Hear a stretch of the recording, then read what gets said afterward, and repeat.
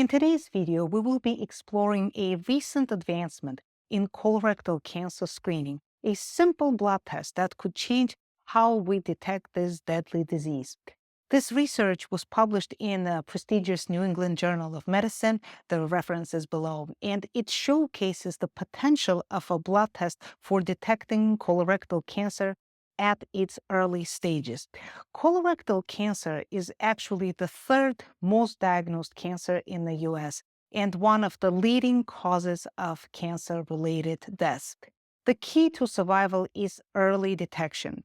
Screening can prevent over 90% of colorectal cancer deaths. Yet, millions of people skip their screenings due to a variety of reasons: fear of invasive tests like colonoscopies, scheduling challenges, embarrassment sometimes, expenses, or other issues.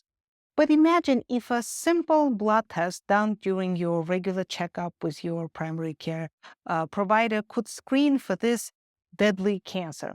And that's exactly what this new study was aiming toward. Welcome back. I'm Dr. Maria Azizian, a board-certified general surgeon and IFM certified functional medicine physician. Please like, subscribe, and share to help this channel grow. So let's break down the findings from this very interesting study. The researchers evaluated over 10,000 participants between the ages of 45 and 84. They found that the cell-free DNA, it's called cfDNA, blood test has a 83% sensitivity for detecting colorectal cancer, meaning that it correctly identified 83% of the people who had the disease. It also showed 90% specificity for advanced neoplasia. But what does it mean? Neoplasia refers to abnormal growth of tissue, which can be benign, non-cancerous, or malignant cancerous. But in this context, in the context of this study, advanced neoplasia includes colorectal cancer and advanced precancerous lesions, abnormal tissue growths that have a higher risk of becoming cancer. The blood test was 90% accurate in ruling out people who did not have advanced neoplasia, making it a highly specific tool for screening. So it's a great screening tool. Now, while the blood test performed very well in detecting actual colorectal cancers, its sensitivity for detecting advanced precancerous lesions, the growths that can turn into cancer, was lower at 13%. This means that it may not catch these precancerous growths early, not early enough. And that's actually not a minor issue, of course.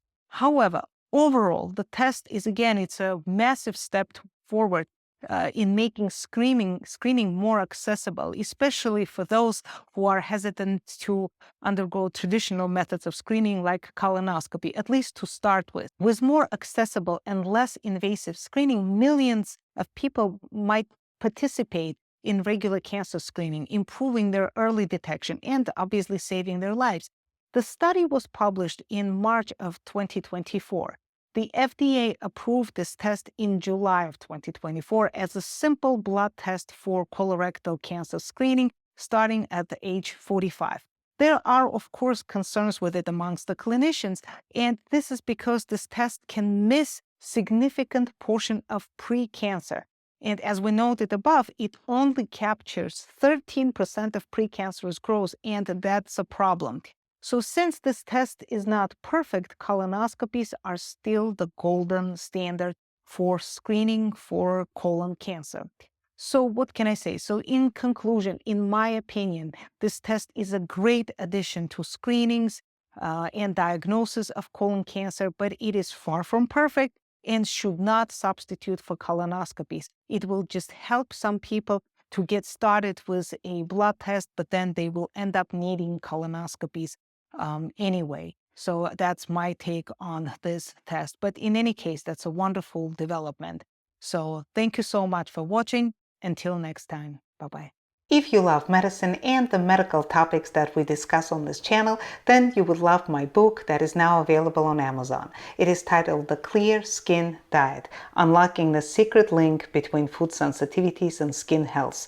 Transform your skin by identifying your trigger foods and how they affect your gut microbiome, immune system, and hormones.